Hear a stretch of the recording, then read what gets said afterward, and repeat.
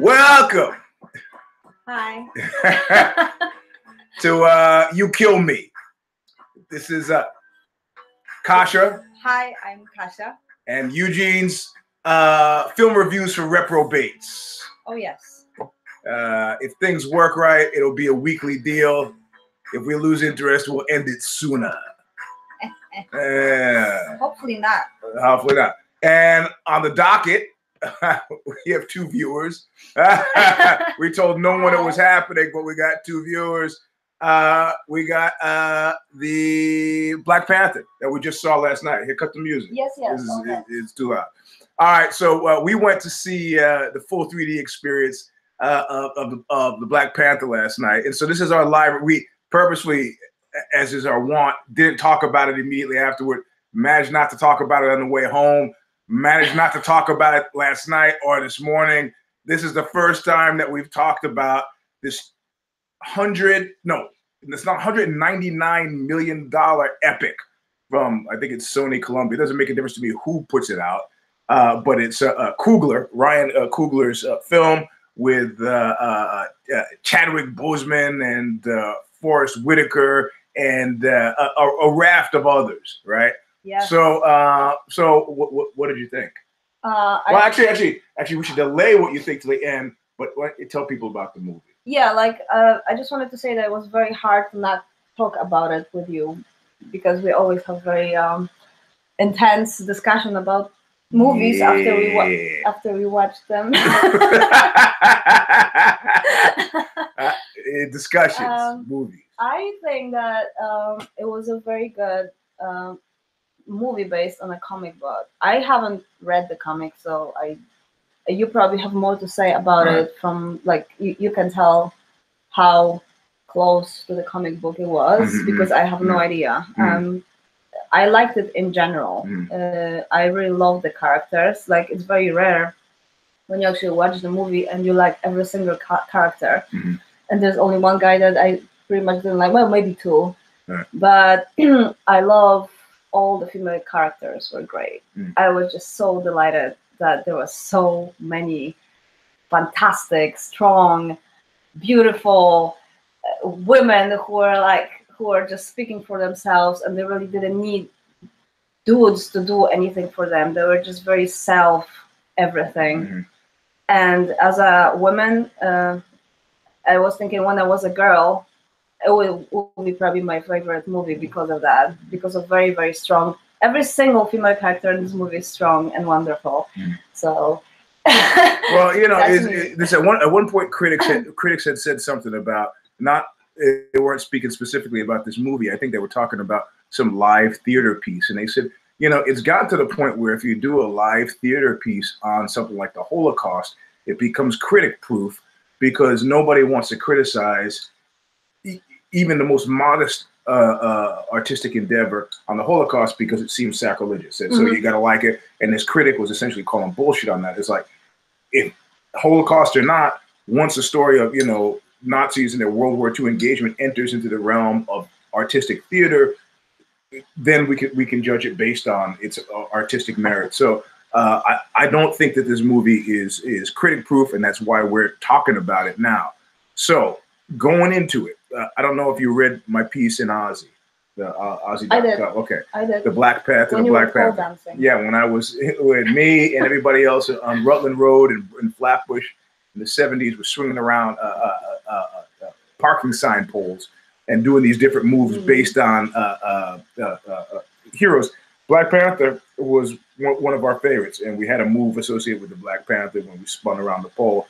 So I've been reading Black Panther for a long time, and I've been a Marvel's comics guy for a long time, and a comics guy for a long time. They actually, in a creepy way, very creepy way, longer than she's been alive. So, so just what popped in the head mouth and it's out, right? So, so this movie, people are saying black folks are still getting shot by cops, but I'm glad that you're all excited about this movie, this multi-million-dollar exercise. I said, well, first let's back up a bit. Outside of Black Lives Matter and all that stuff, as a photographer, first and foremost, and we've complained about this before. Oh, yeah. that Hollywood is this multi-million-dollar thing, and yet they haven't managed to figure out how to light people with dark skin.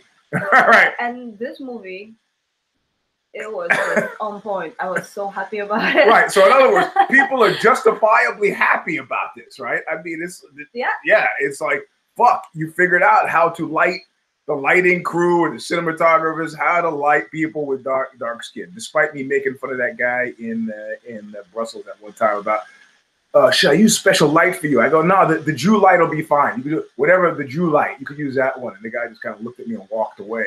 Like, lights. But then you look at movies, you can see they're always poorly lit. Yeah, like you always can see a black blur and then eyes and teeth. Yeah. That's pretty much. Yeah.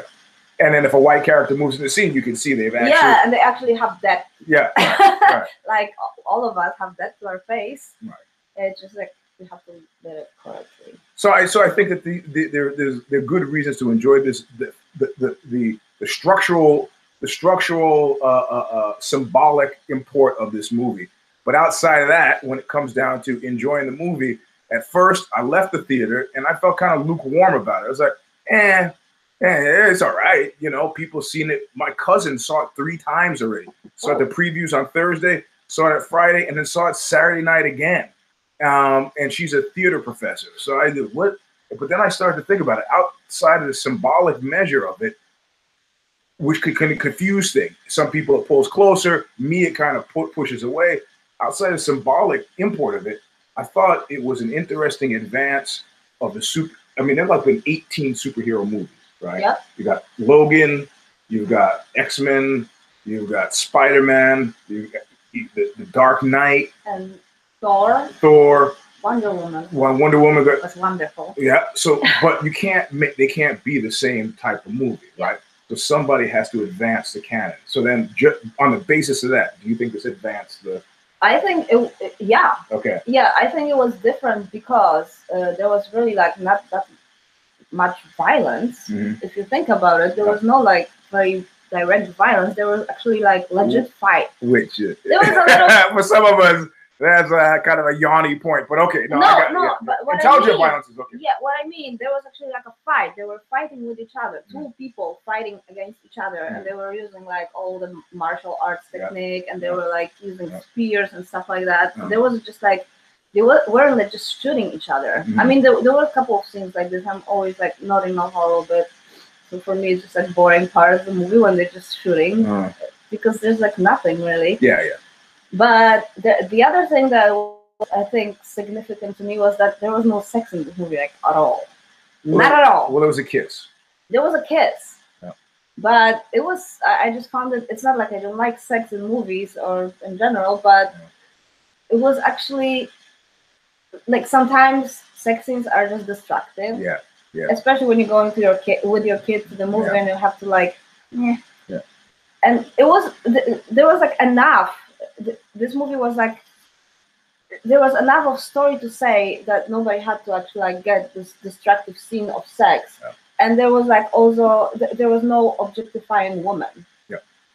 Like I said, I loved every single one female character. So there was no scene where that red Corvette pulls up and then turns to the side, and the door opens, and the leg comes out. Yeah. There was none of that. So none of the predictable Hollywood tropes. But one thing that I did notice about it, and I don't know if you felt this or picked it up, but it felt very James Bond-esque to me. Oh yeah, absolutely, yeah. From at the end, the credits, you know, that was fun. That was a fun part about this movie. And then even the casino bit where they met the CIA guy. Hey, listen, we need to say if you haven't seen the movie yet and you watch the show, it's spoilers a lot. You're gonna be fucking cheesed off. So get out. Go see the movie and then come back if that's what you want. Or maybe you're watching it in order to know whether to see the movie, but we can't be bothered with that spoiler stuff. So I mean, let's try to like not give up too much. Like I don't want to talk about. It was a sled. Sorry, that was the wrong. Not the sausages. That was the wrong movie. I won't tell you what movie that was because what happened? Because Orson Welles is a genius. So anyway, so then based on what's happening, there we go. There we go. There we go. Okay. So based on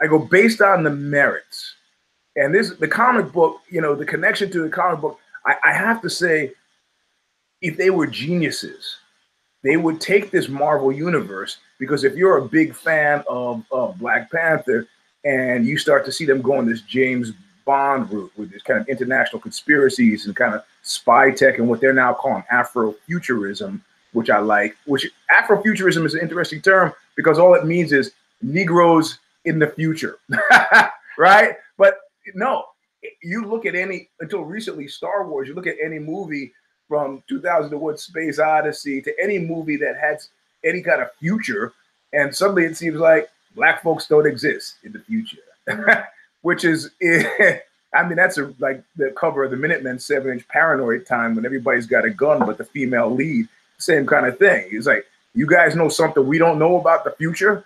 So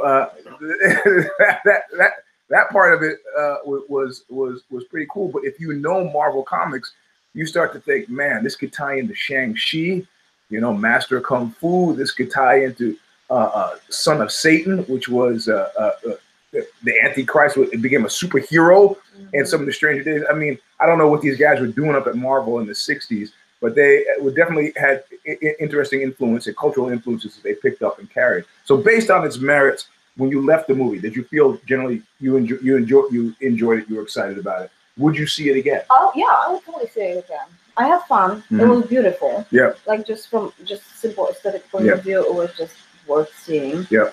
And the characters were interesting. They were not just flat. Yeah.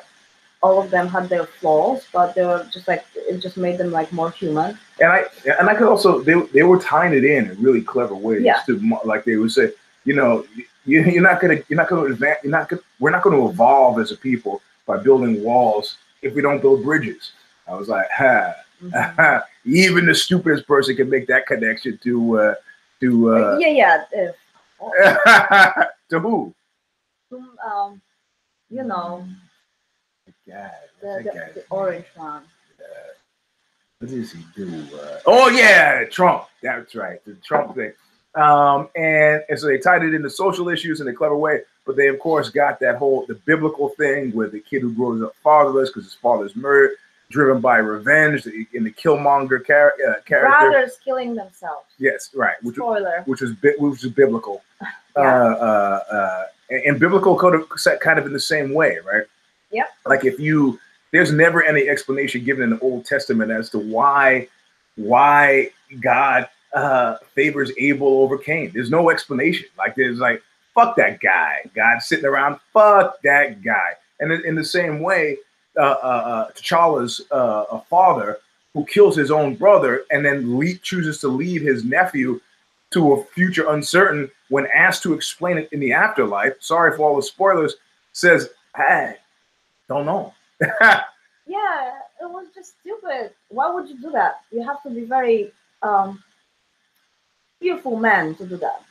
Yeah, it's like you were trying to actually protect your people from what? Yeah. From the outside world. Yeah, yeah. But that was pretty much the basic plot of it. So a flawed God, flawed father figure. Yeah. So there were philosophical underpinnings that were pleased. I also liked, it's a movie I could see with my daughters.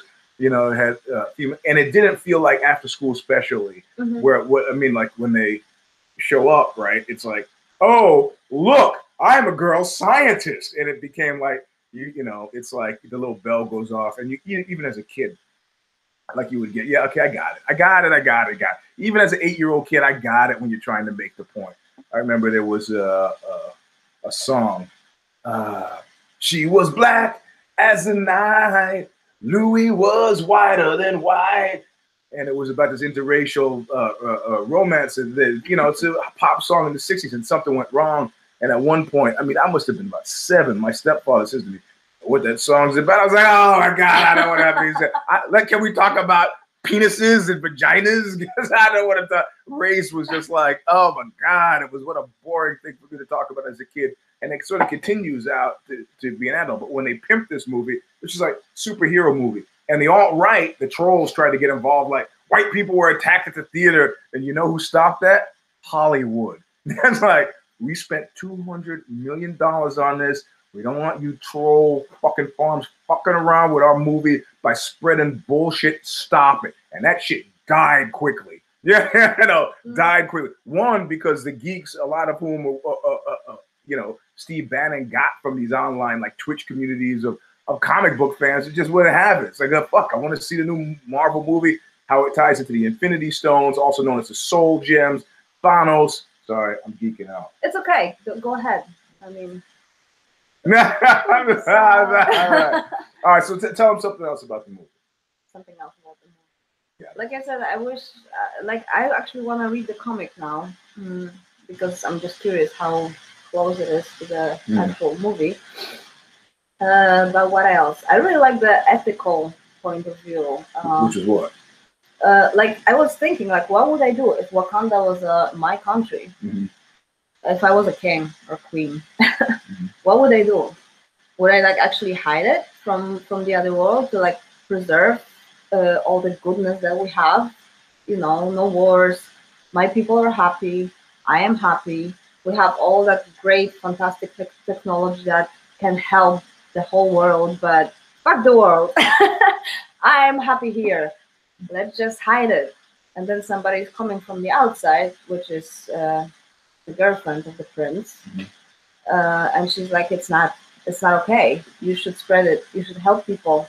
We are the third world country, and you have this hidden gem called Wakanda, and you're just sitting here like, hiding like rats, but in diamonds. Yeah. Okay. And like, what would you do if you were the king of Wakanda? What would you do? Would you like to actually help other people, or would you like that perfect state of everything stay perfect? Well, they were much like Jesus. They were in the world, but not of the world, right? Yep. But they, they had traveled. If you remember that one, the Avengers, where the father got blown up, right? So they had traveled far and wide. They had seen the rest of the world, and they had come to what I would seem to think is a pretty reasoned conclusion that if I give a super expensive Swiss watch to a child, I should have a reasonable expectation that they're going to ruin it. Of course. Okay. Unless I stand there with the child and help them understand what's special about the Swiss watch, how it works, and so on. So, in other words, are they going to be stewards of Wakanda? Or are they going to be stewards of the world and help advance? And at some point, like that meme that our friend Mr. Russo put up about the dog 8 times after somebody's trying to explain something and you still don't get it, and the dog is kind of like, don't really understand. At some point, you have to understand that some people are constitutionally incapable of taking that Swiss watch and doing anything but turning it into poop, right? Yeah, or take all that good you have, all that technology, and turn it into war, pretty much, because suddenly everybody's got the tool to, ruin the war. So, rule the world. So, I think this is what they were afraid of, mostly. Well, I thought it was, I've been crediting Aristotle this whole time, but it's been Mary Wollstonecraft who said that no person consciously does evil. They are confused about what good looks like or something. I don't agree with that. Yeah. But we had a discussion about it before. Yeah, but I mean, in this instance, right? So the idea is that you're going to trust that things will work out when you let this, Pandora, you let this thing out of the box, out of the gate. And I guess this fundamentally comes down to worldview, right? Which is what we presented with Killmonger versus T'Challa. Yeah. Yeah, we're going to use this, but I'm under the impression that people are too stupid to use it well, so let's just revolt and get the shoe on the other foot and we'll take care of things that way. He was like, it seems really destructive and counterproductive. I mean, T'Challa is an anti-revolutionary. Right? Yes. Which he was a pacifist, and then at the end, like kind of in the middle, we find out that he's not only a pacifist, he's a coward, actually. And he made a very major mistake that affected everybody. What was the mistake? It was a father? Are you talking about the father? I was talking about the son. Oh, sorry, they have similar names. So no. So the son was what? Yes. Look at that. Oh, sorry. He was a revolutionary, but also a pacifist. So he didn't want a war. He just decided that he's gonna take all the all the goods that he had, and he's gonna control the distribution, which I think it was pretty smart to do. Yeah. If you wanna share all of that, you gotta control that. You gotta be in charge. Kind of like the apples in the Garden of Eden. That worked.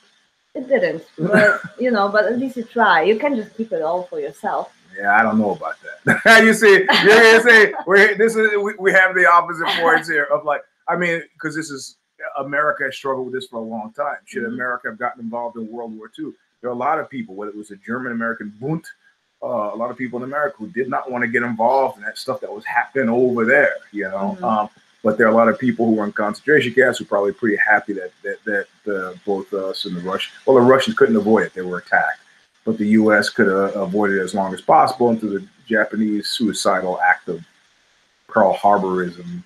Yeah, but I want to say that I think that I don't know. I mean, these philosophical underpinnings are interesting at an interesting time. Isolationism versus involvement. I mean, being really involved with really stupid people gets to be wearing and tough after a certain point. So you either become a colonizer, patronizing colonizer, or what? I don't think it's possible. But there's nothing that's going to shake me out of that conviction. Going back to the movie, though, I mean, I think I have to say that the one problem that I see with this movie is, and indeed all of the superhero movies at this point, is that they're entirely too conscious of their placement in the superhero movie universe. So the movie in itself is either a bridge from something to something, or just a bridge to something. And so, as a standalone project, when you leave the film, I felt semi-incomplete. Of course, my background is filled in with all the stuff in the comic book that I knew, years of reading the comic book, and all the other comic books that they referred to. I wasn't confused about people's names or who they were, the characters. I kind of got the set how it all tied in, but it wasn't a standalone in the way that it was almost there. Like James Bond movies are James Bond movies, but you could just watch one and not feel left out, and it connects to the others, and you don't feel like you're cheated with that one. Yep. But this one, it tied it in cleverly to the bombing of the father. So you saw the other one. You didn't really. I don't think it was really a superhero movie. I wouldn't say that. They had superpowers, but I don't think it was a superhero movie. Yeah, it was more fun for me not as a superhero movie. Yeah, for me too. Like, and he was superhero only when he actually drank stuff, and then he had a fancy suit. Which was born of technology. So like Iron Man. Yes, like he's not a superhero without the technology. So it was kind of like cheating. Well, yeah. Well, the suit hold on. No, the stuff he drank didn't make him super. The stuff he drank made him human for those challenge fights. Yeah, but he was. So the stuff that he actually drank made him, because he went to that thing where he's like all wizened and old, and then he fought as a human, which is why he did so shitty.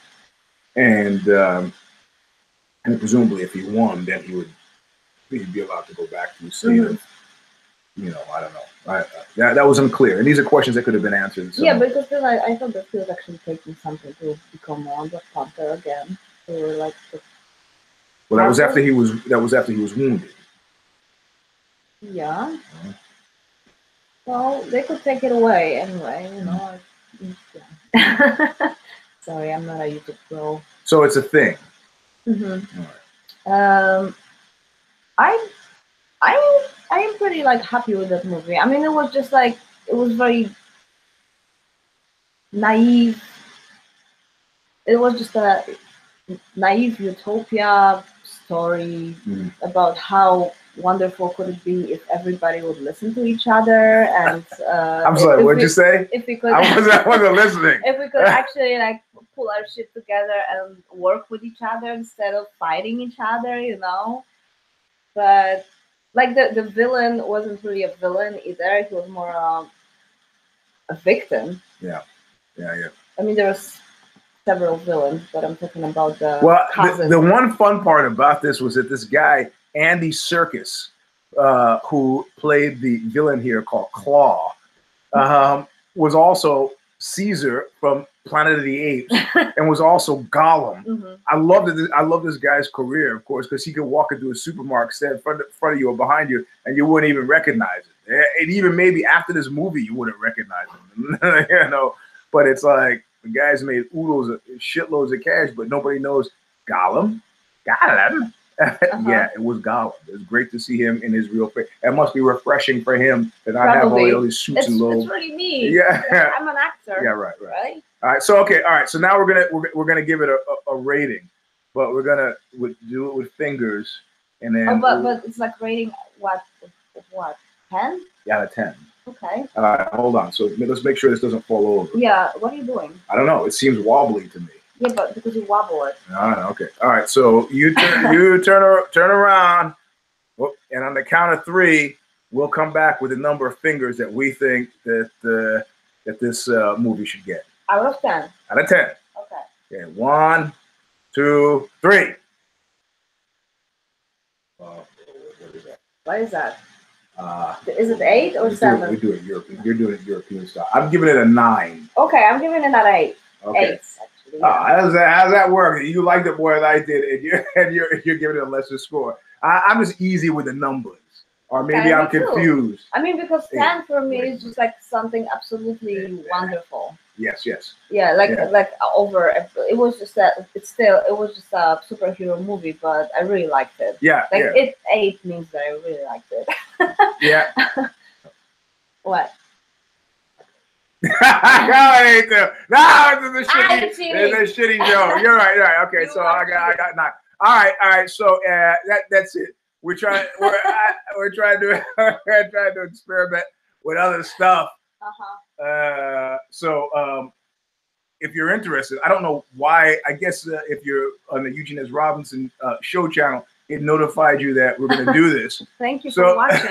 If you're interested, tell us what movies to see, and we'll go see them. But we're not going to get locked into that shit because you guys get out and watch crappy movies. You can also. I'm fine with crappy. It's something new. Unless they brought foot in the bill for us to see the freaking movie. I'm not going to sit for 2 hours of. Okay, somebody could ask us to see 50 Shades Free. Oh, totally. I would love to.